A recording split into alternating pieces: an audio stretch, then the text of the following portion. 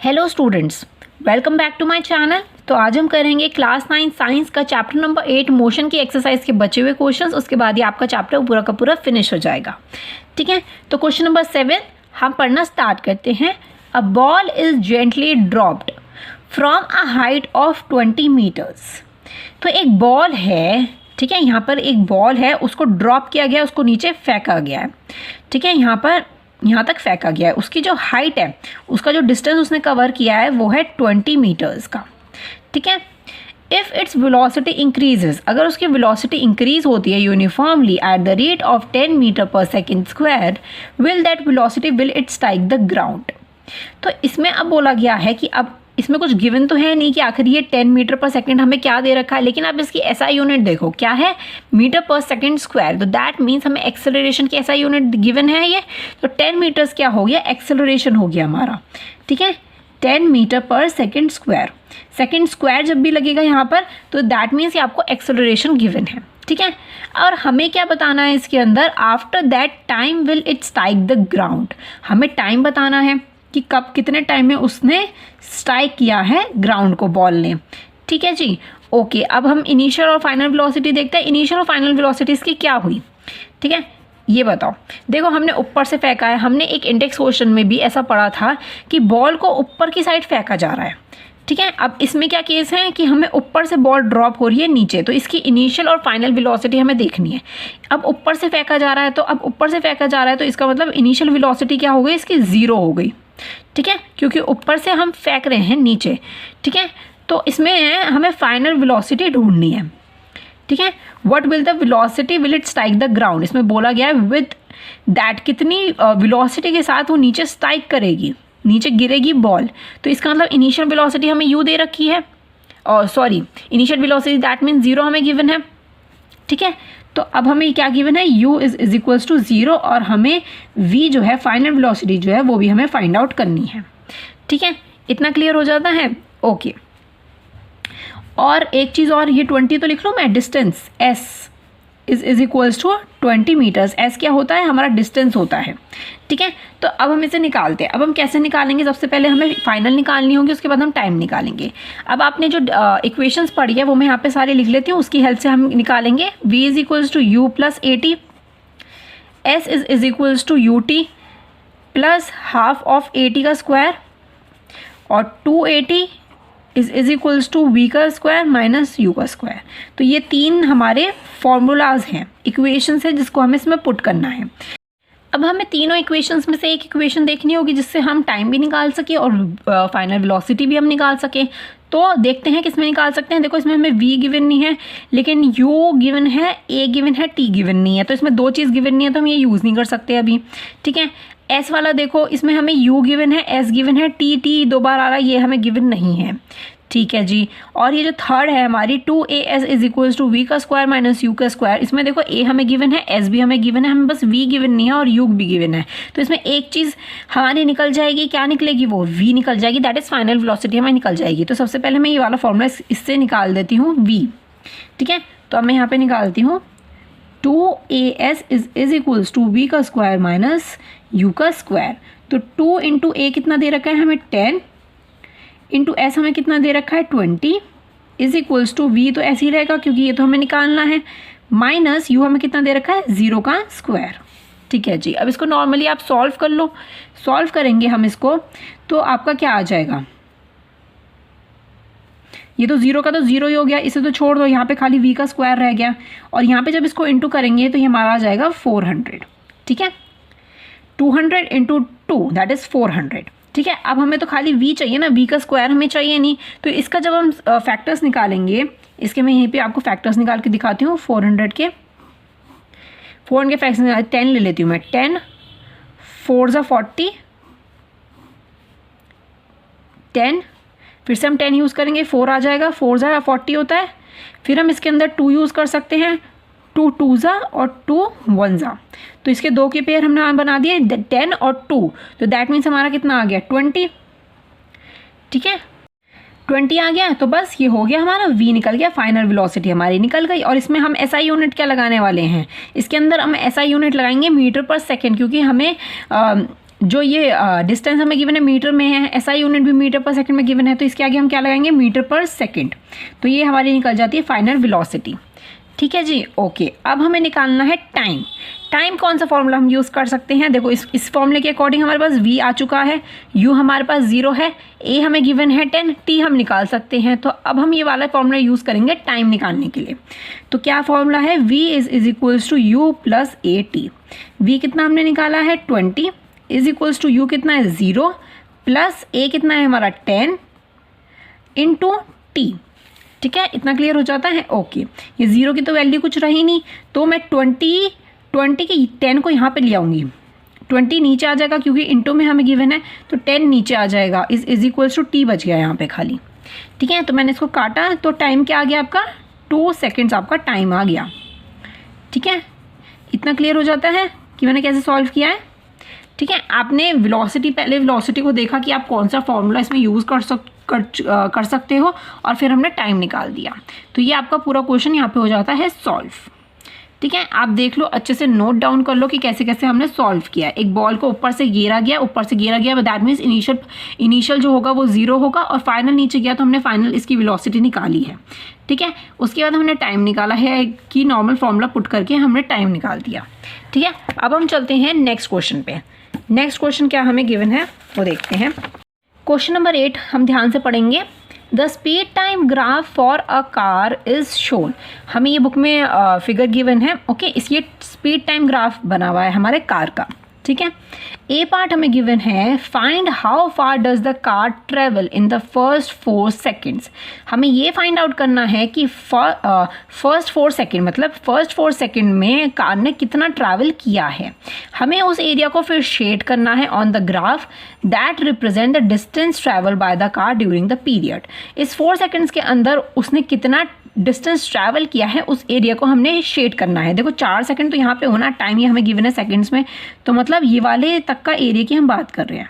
ठीक है, तो मैंने इस एरिया को कर दिया शेड। ठीक है, हमें क्या निकालना है, इस पूरे डिस्टेंस कितना हमने कवर किया है 0 से 4 सेकंड के अंदर, हमें ये निकालना है।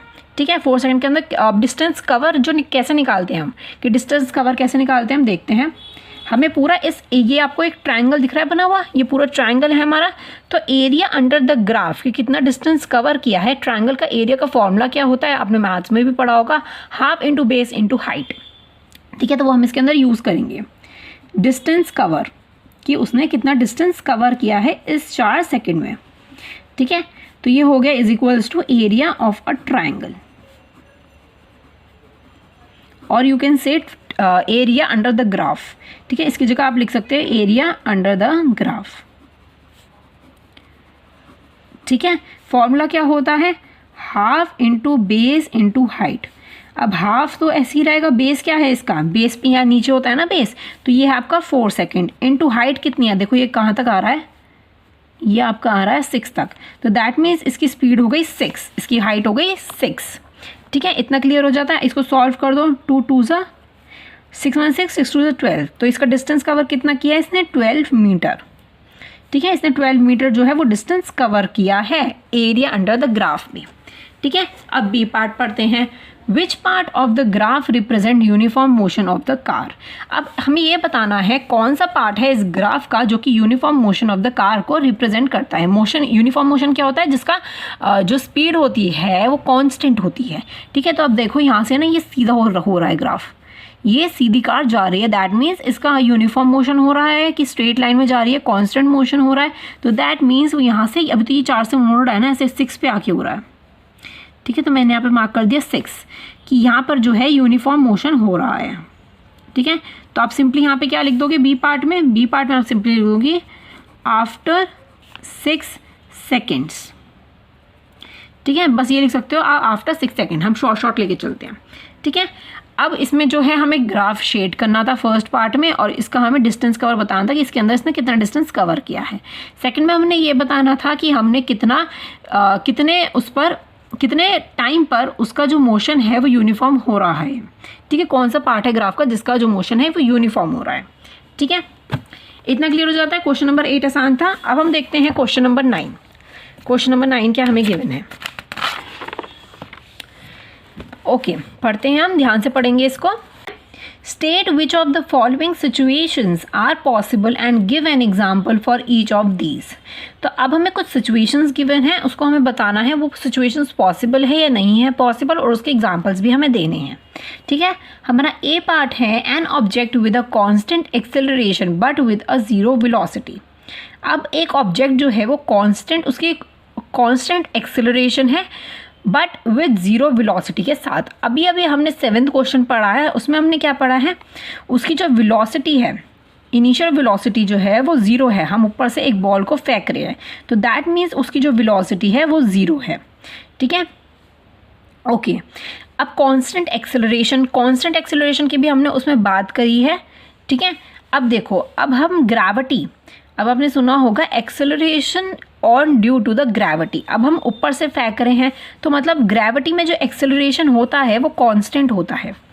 एक्सेलरेशन ड्यू टू ग्रेविटी की वजह से जो एक्सेलरेशन होता है वो कांस्टेंट होता है, वो होता है 9.8 मीटर पर सेकेंड स्क्वायर का होता है। अप्रॉक्सीमेटली करें तो 10 मीटर पर सेकेंड स्क्वायर होता है।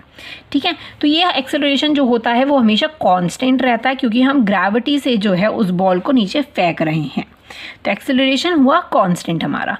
तो यही एग्जाम्पल आपको फर्स्ट पार्ट में लिखना है। ठीक है, तो आपको क्लियर हो गया होगा कि फर्स्ट पार्ट क्या कहना चाहता है कि एक ऑब्जेक्ट जो है उसका कांस्टेंट एक्सेलरेशन, जो कि मैंने बोला कि ग्रेविटी से अगर उसे फेंक रहे हैं एक बॉल को, तो उसका जो एक्सेलरेशन हुआ वो एक कांस्टेंट एक्सेलरेशन के साथ जा रहा है नीचे, but with a zero velocity. लेकिन उसकी जो वेलोसिटी क्या हो रही है, वो जीरो हो रही है, क्योंकि हम उसे जीरो से फेंक रहे हैं ऊपर से। ठीक है, तो हम क्या लिखेंगे आंसर में, yes it is possible when the object is thrown, जब एक ऑब्जेक्ट को हम फेंक रहे हैं वर्टिकली अपवर्ड्स अगर हम उसको फेंकते हैं तो उसकी जो वेलोसिटी होगी मैक्सिमम हाइट पे वो ज़ीरो होगी, और उसकी जो एट मैक्सिमम हाइट पर उसकी जो वेलोसिटी होगी, maximum height is velocity is equals to zero होगी उसकी velocity, but acceleration is constant, but acceleration is constant क्यों होगी कांस्टेंट, क्योंकि ग्रेविटी में ग्रेविटी का जो एक्सेलरेशन होता है, ग्रेविटी की वजह से जो एक्सेलरेशन वो कांस्टेंट होता है, दैट इज 9.8 मीटर पर सेकेंड स्क्वायर। ठीक है, इतना क्लियर होता है कि मैं क्या कहना चाह रही हूँ। हमने 7th वाला जो पढ़ा है कि अगर हम उसे वर्टिकली अपवर्ड्स से फेंकते हैं तो उसका जो वेलोसिटी होगी वो ज़ीरो होगी। ठीक है, अभी हमने जो पीछे पढ़ा है 7th क्वेश्चन में, वही सेम इसमें पूछा गया है। ठीक है, ओके, बी पार्ट पढ़ते हैं। An object moving with an acceleration but with the uniform speed. एक जो ऑब्जेक्ट मूव हो रहा है एक्सेलरेशन के साथ वो मूव हो रहा है, लेकिन उसकी यूनिफॉर्म स्पीड है। ठीक है, अब हम बात करते हैं इसमें बी पार्ट में। ठीक है, मैं बी पार्ट लिख देती हूँ। बी पार्ट में मैं क्या एग्जांपल देने वाले के समझाऊंगी कि एक सर्कुलर मोशन हो रहा है आपका। ठीक है, एक सर्कुलर ऑब्जेक्ट जो है मोशन हो रहा है, उसमें उसकी जो स्पीड है, चाहे आप यहाँ से ऐसे चलो, ऐसे कोई ऑब्जेक्ट इसमें मूव कर रहा है सर्कुलर पाथ पर। ठीक है, सर्कुलर पाथ पर वो मूव कर रहा है, तो उसका जो मोशन होगा वो स्टिल होगा। स्टिल क्यों होगा, क्योंकि वो एक ही डायरेक्शन में सर्कुलर मोशन में ऐसे गोल गोल घूम रहा है। ठीक है, उसका जो मोशन होगा क्या होगा, स्टिल होगा। और जो उसकी वेलोसिटी का जो डायरेक्शन है वो चेंज होगा हर पॉइंट पे। मतलब कि अगर आप यहाँ पर हो, यहाँ से अगर आप बॉल को छोड़ दो, अगर सपोज ये एक बॉल है, अगर आपने इसको छोड़ दिया तो ये सीधी जाएगी, आपका ये ऑब्जेक्ट सीधा जाएगा, ऐसे ऐसे सीधा सीधा जाएगा, राइट। तो हर पॉइंट पे उसका जो क्या हो रहा है, डायरेक्शन चेंज हो रहा है, उसकी वेलोसिटी क्या हो रही है, चेंज हो रही है। ठीक है, इतना क्लियर हो जाता है। तो इसमें क्या पूछा था, वो एक यूनिफॉर्म स्पीड के साथ चल रहा है और उसकी जो एक्सेलरेशन है वो हर एक पॉइंट पर चेंज हो रही है। ठीक है, हमने एग्जाम्पल्स के साथ बताया। अब आप इसको कैसे लिखोगे, in circular motion if one is moving at a constant speed. अगर एक ऑब्जेक्ट जो है वो एक कांस्टेंट स्पीड के साथ मूव करता है तो जो मोशन होगा वो स्टिल होगा। द मोशन इज स्टिल क्यों होगा, is said to be accelerated motion हम उसे कहेंगे, ठीक है, एक्सेलरेटेड मोशन हम उसे कहेंगे। ओके, और एज द डायरेक्शन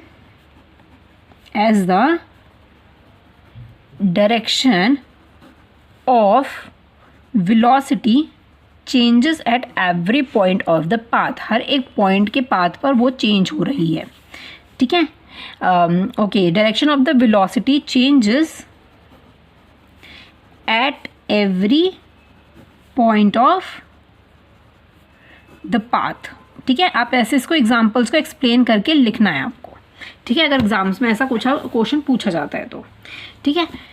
ओके, अब आपको एक बी पार्ट क्लियर हो गया होगा कि एक्सेलरेशन के साथ मूव कर रहा है, उसकी जो एक्सेलरेशन है वो हर पॉइंट पर चेंज हो रही है, उसकी जो वेलोसिटी है वो हर पॉइंट पर चेंज हो रही है, और वो यूनिफॉर्म स्पीड के साथ मूव कर रहा है, ठीक है। ओके, वेलोसिटी की बात कर ली हमने, इसके अंदर स्पीड की हमने बात कर ली। अब हम बात करते हैं सेकंड पार्ट की। सेकंड पार्ट हमें क्या दे रखा है, an object moving in the certain direction with an acceleration in a perpendicular direction. अब हमें क्या बोला गया कि एक ऑब्जेक्ट जो है वो मूव कर रहा है एक सर्टेन डायरेक्शन में, जिसकी एक्सेलरेशन जो है वो परपेंडिकुलर डायरेक्शन में है।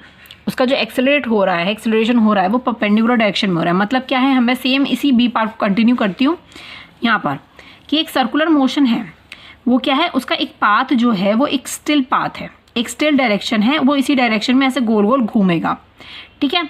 अब उसकी जो वेलोसिटी होती है वो हर डायरेक्शन में चेंज होती रहती है, ठीक है, उसकी जो चेंज हो रही है हर डायरेक्शन में, ठीक है, उसका जो पाथ हो रहा है चेंज हो रहा है। ये वेलोसिटी इस डायरेक्शन में जा रहा है, ये इस डायरेक्शन में, ये इस डायरेक्शन में, ये इस डायरेक्शन में, ये ऐसे ऐसे इसका जो हर पॉइंट पर चेंज हो रहा है। तो ये क्या हो रहा है, ये चेंज हो रही है वेलोसिटी की डायरेक्शन, जिसको हम क्या कहते हैं, टेंजिबल कहते हैं, क्या कहते हैं, टेंजेंशियल कहते हैं, सॉरी टेंजेंशियल कहते हैं जिसको हम, ठीक है। वेलोसिटी की डायरेक्शन जो है हर उस पर पॉइंट पर चेंज हो रही है, उसको हम टेंजेंशियल कहते हैं, ठीक है।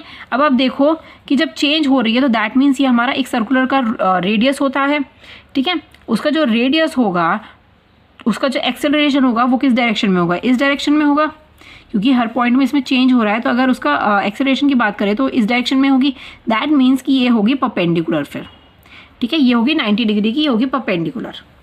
देखो मैं इसका आंसर लिखती हूँ, आपको और अच्छे से क्लियर होगा कि मैंने क्या कहा है। व्हेन एन ऑब्जेक्ट मूव, जब एक ऑब्जेक्ट मूव करता है इन सर्कुलर पाथ पर, जब एक ऑब्जेक्ट मूव करता है सर्कुलर पाथ पर, तो उसका जो डायरेक्शन होता है वेलोसिटी का, वो क्या होता है, टेंजेंशियल होता है।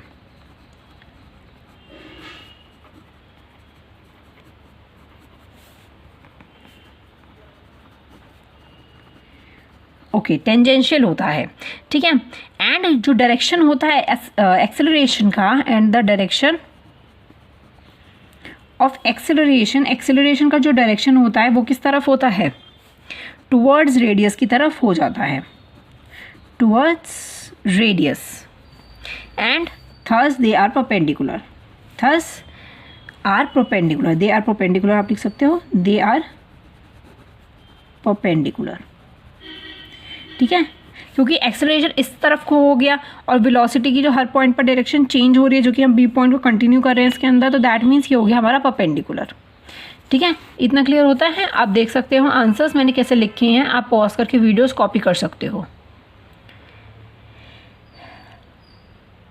ठीक है। अब हम चलते हैं हमारे लास्ट क्वेश्चन पे, उसके बाद ही आपका चैप्टर पूरा का पूरा फिनिश हो जाएगा। लास्ट क्वेश्चन क्या है वो भी हम देख लेते हैं। ओके, क्वेश्चन नंबर 10 हमें गिवन है कि एन आर्टिफिशियल सैटेलाइट, एक आर्टिफिशियल सैटेलाइट जो है वो मूव कर रही है in a circular object of radius, wait a minute, okay, एक आर्टिफिशियल सैटेलाइट है जो हमारे जो अर्थ है उसके ऑर्बिट पर जो है सर्कुलर ऑर्बिट पे मूव कर रही है, मतलब ऐसा राउंड ना मूव कर रही है, ठीक है, जिसका जो रेडियस हमें गिवन है, ये रेडियस जो है 42250 किलोमीटर हमें गिवन है, ठीक है।